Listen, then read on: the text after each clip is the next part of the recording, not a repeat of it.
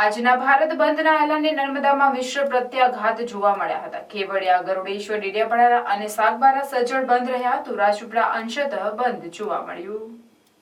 SC/ST સમુદાય દ્વારા આપવામાં આવેલ 21 ઓગસ્ટ ભારત બંધના એલાનમાં અંબાજીથી ઉમરગામ સુધીનો આદિવાસી વિસ્તારના બજારો બંધ રાખવાનો નિર્ણય લેવામાં આવ્યો છે અને સુપ્રીમ કોર્ટના અનુસૂચિત જાતિ અને જનજાતિને આપવામાં આવેલ આરક્ષણમાં ક્રિમી લેયર લાગુ કરી રાજ્ય સરકારોને વર્ગીકરણ કરવાની સ્વતંત્રતા આપવાના ચુકાદાનો અમે વિરોધ કરાયો છે। જો કે આ બંધને નર્મદા જિલ્લાના રાજપીપળા શહેરમાં મિશ્ર પ્રતિસાદ જોવા મળ્યો હતો। ત્યારે નર્મદાના કેવડિયા, ગરુડેશ્વર, ડેડિયાપાડા અને સાગબારા સજ્જડ બંધ રાખવામાં આવ્યો હતો। જ્યારે રાજપીપળામાં મોટા ભાગની દુકાનો ખુલ્લી રહી હતી। રાજપીપળામાં આપ અને કોંગ્રેસના નેતાઓ દુકાનો બંધ કરાવવા બજારમાં નીકળ્યા હતા, જ્યારે પોલીસ બંદોબસ્ત મુકાતા ઘણી દુકાનો ખુલ્લી રહેતા અંશતઃ બંધ જોવા મળ્યો હતો।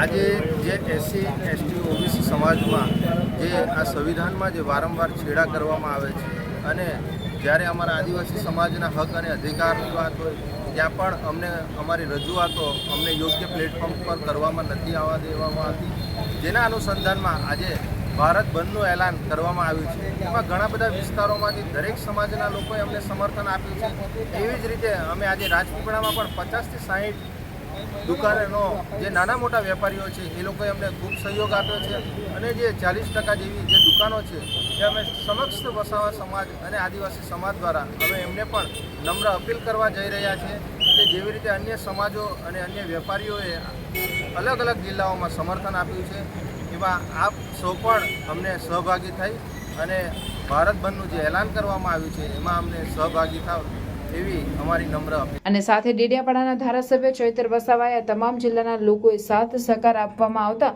અને એકતા બતાવવા બદલ આભાર માન્યો હતો। આ બેચના ચુકાદાએ એવું જણાવ્યું છે કે ક્રિમી લેયર અંતર્ગત રાજ્ય સરકારો જ્ઞાતિઓના વર્ગીકરણ કરીને અને અનામત આપી શકે છે, ત્યારે આમ કરવાથી જે બંધારણના મૂળ હેતુ છે, સિદ્ધાંતો છે, એનું ઉલ્લંઘન થશે।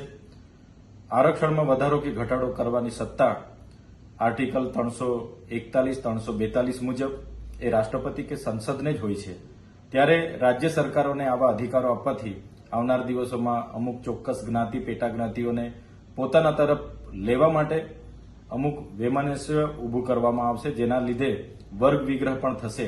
એટલા માટે આ ચુકાદાનો અમે વિરોધ કરીએ છીએ અને જે રીતે ભારતના ST અને SC સમુદાયના તમામ સંગઠનોએ ભારત બંધનું એલાન આપ્યું હતું, ત્યારે અમે પણ ગુજરાતના સામાજિક, રાજકીય તમામ અગ્રણીઓ, સમાજના સંગઠનો બધા જ અમે ભેગા મળીને બેઠક યોજી, ચર્ચા કરી અને ચર્ચાના અંતે આ બંધના એલાનમાં અમે પણ સમર્થન જાહેર કર્યું હતું અને આ બંધનું એલાન અમે પણ આહવાન કર્યું હતું અને આહવાનને ધ્યાને રાખીને આજે અંબાજીથી ઉમરગામ સુધીના તમામ જિલ્લા, તાલુકા મથકો હોય કે તમામ બજારો હોય સજ્જડ બંધ રહ્યા છે। ત્યારે આજે આદિવાસી સમુદાય હોય કે તમામ સમુદાય વર્ગના લોકોનો આ પ્રસંગે એકતા બતાવવા બદલ અમે સૌનો આભાર માનીએ છીએ અને જ્યારે પણ સંવિધાન અને આરક્ષણની વાત હશે, ચોક્કસ આવી જ એકતા આવનાર દિવસોમાં પણ અમે બતાવીશું અને સૌ એક સાથે રહીને સંવિધાન બચાવવા માટે આગળ લડીશું। અને આજે જેમણે પણ સ્વયંભૂ સ્વેચ્છાએ બંધ પાડીને સહકાર સમર્થન આપ્યું છે એમનો આભાર માનીએ છીએ। ધન્યવાદ।